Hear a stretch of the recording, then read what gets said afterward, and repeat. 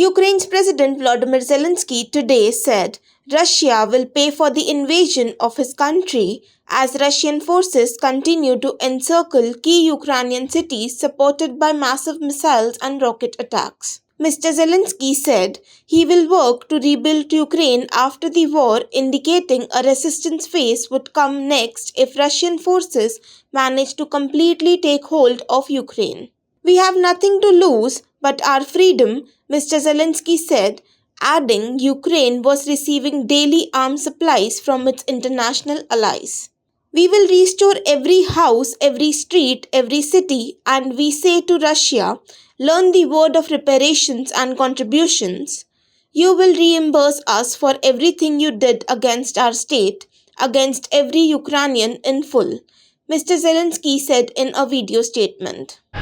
Russia's Foreign Minister Sergei Lavrov on Thursday accused Western politicians of fixating on nuclear war 1 week after Moscow launched the invasion of Ukraine.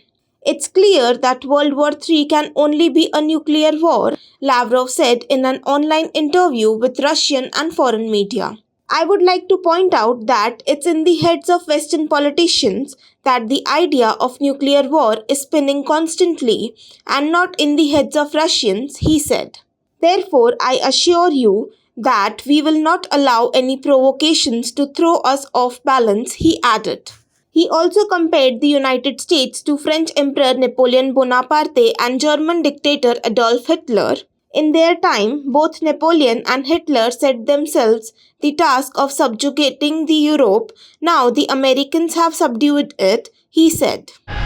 Bengal Chief Minister Mamata Banerjee, with Samajwadi Party Chief Akhilesh Yadav at her side, declared that the protest against her by the right-wing workers on her arrival at Prime Minister Narendra Modi's constituency in Varanasi indicates that the BJP are going out of power.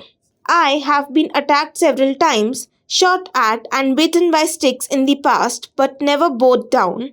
I'm not a coward, I'm a fighter, Ms. Banerjee said at the rally in Varanasi, which is drawing eyeballs as the election in Uttar Pradesh draws to a close.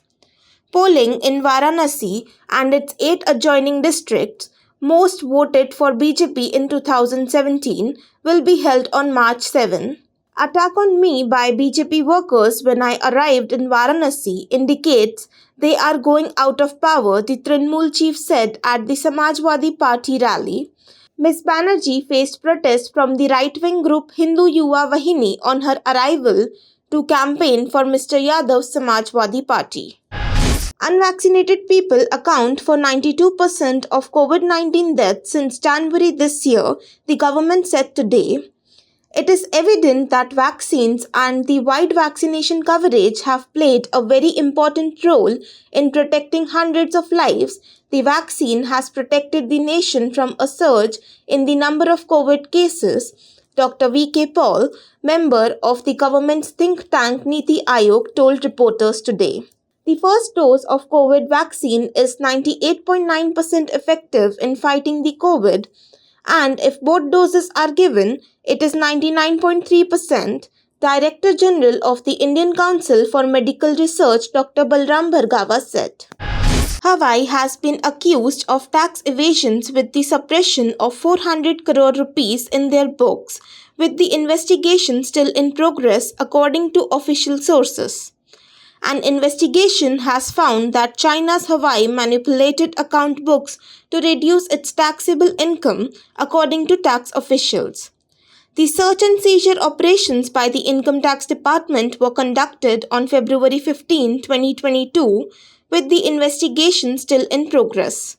Although the company's name was not mentioned in the statement released by the Union Finance Ministry, official sources said the concerned company is Chinese telecom firm Huawei.